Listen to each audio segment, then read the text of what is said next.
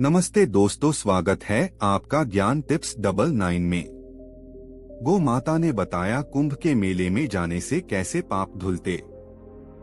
बहुत समय पहले एक विशाल राज्य में राजा धर्मवीर का शासन था। राजा धर्मवीर एक शक्तिशाली और वीर योद्धा था, परंतु उसकी एक कमजोरी थी, क्रोध। अपने क्रोध में वह कई बार कठोर निर्णय ले लेता, जिसके कारण उसकी प्रजा को कष्ट सहना पड़ता। हालांकि राजा का उद्देश्य कभी गलत नहीं होता, पर उसकी कठोरता से कई निर्दोष लोग भी पीड़ित हो जाते थे। समय बीतता गया और एक दिन राजा को अपने किए गए गलत निर्णयों का एहसास हुआ। उसने महसूस किया कि कई बार उसने क्रोध में आकर ऐसे आदेश दिए जो उसके पद और न्याय के विपरीत थे। उसकी आत्मा पर भारी बोझ था। वह दिन रात अपने पापों के बारे में सोचने लगा और शांति की तलाश करने लगा। राजा की हालत देखकर उसकी रानी स्नेहमयी ने कहा, महाराज, आपका हृदय शुद्ध है, परंतु आपके पिछले कर्मों का बोझ आपको दुखी कर रहा है। मैंने सुना है कि इस वर्ष कुंभ का मेला लगने वाला है, जहां पवित्र नदी में स्नान करने से आत्मा शुद्ध होती है और पाप धुल जाते हैं। क्यों न आप वहां जाकर अपनी आत्मा की शांति प्राप्त करें। राजा को रानी की बात सही लगी। अगले दिन राजा धर्मवीर अपने राज्य के कुछ विश्वासपात्रों के साथ कुंभ के मेले के लिए निकल पड़ा।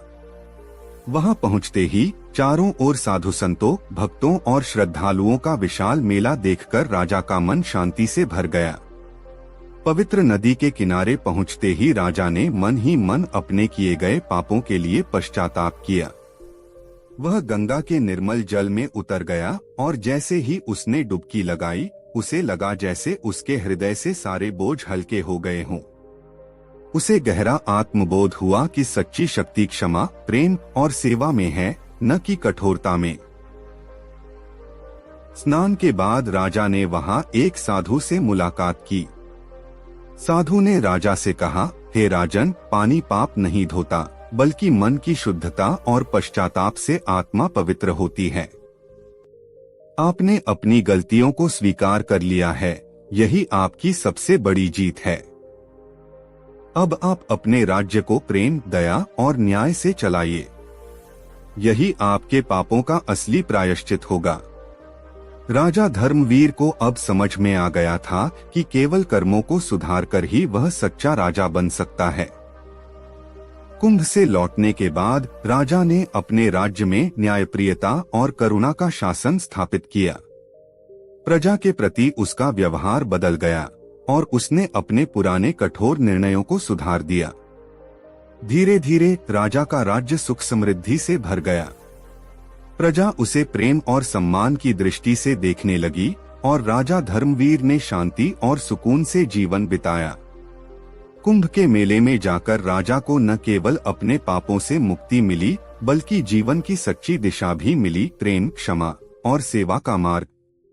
और इस तरह कुंभ के मेले ने राजा के जीवन को बदल दिया और वह अपने राज्य का एक आदर्श शासक बन गया। दूसरी कहानी। गांव का एक साधारण किसान था। मेहनती, ईमानदार और अपने परिवार का पालन पोषण करने में पूरी तरह समर्पित। परंतु धनराम के मन में एक बात हमेशा चुभती रहती थी। उसे लगता था कि उसने जीवन में कुछ पाप किए हैं, जिन्हें धोना आवश्यक है। उसने सुना था कि कुंभ के मेले में गंगा नदी में स्नान करने से सारे पाप धुल जाते हैं और व्यक्ति पुनः पवित्र हो जाता है। इसी विश्वास से प्रेरित होकर एक दिन धनराम ने कुंभ मेले में जाने का निश्चय किया।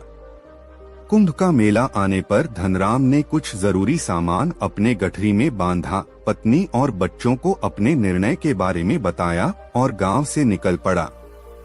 कुंभ मेले तक पहुंचने का सफर लंबा और कठिन था, पर धनराम अपने मन में इस विश्वास को संजोए रखे था कि गंगा में स्नान करने से उसका जीवन बदल जाएगा। जैसे ही धनराम कुंभ मेले पहुंचा, उसने देखा कि चारों तरफ भीड़ उमड़ी हुई थी। साधु संतों के पंडाल, योगी महात्मा की कथाएं, भव्य स्नान घाट, यह सब धनराम के लिए बिल्कुल नया अनुभव था।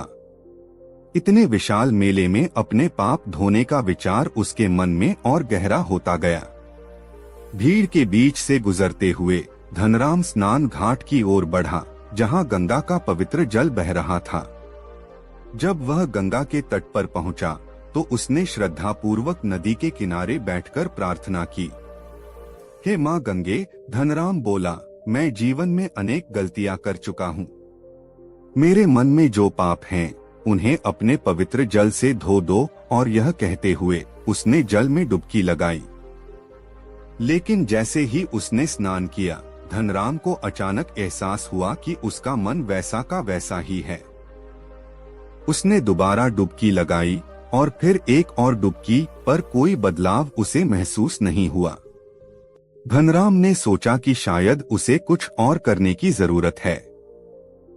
वह घाट के किनारे एक साधु के पास पहुंचा और उनसे पूछा, महाराज, मैंने स्नान तो कर लिया, परंतु मुझे ऐसा क्यों लगता है कि मेरे पाप अभी भी मुझसे जुड़े हुए हैं।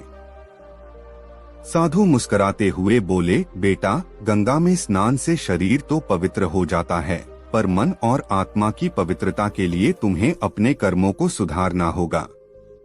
असली पाप धोने का कार्य तुम्हारे भीतर है।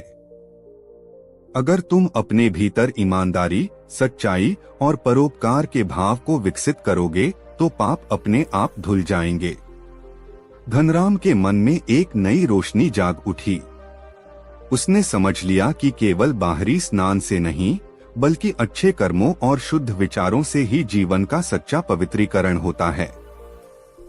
उस दिन से धनराम ने निश्चय किया कि वह न केवल अपने लिए, बल्कि समाज और दूसरों की भलाई के लिए काम करेगा।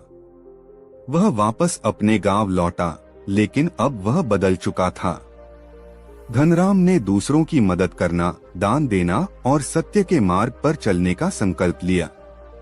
कुंभ मेले का स्नान उसे यह सिखा गया था कि असली पवित्रता बाहरी जल में नहीं, बल्कि हमारे भीतर के कर्मों और विचारों में होती है।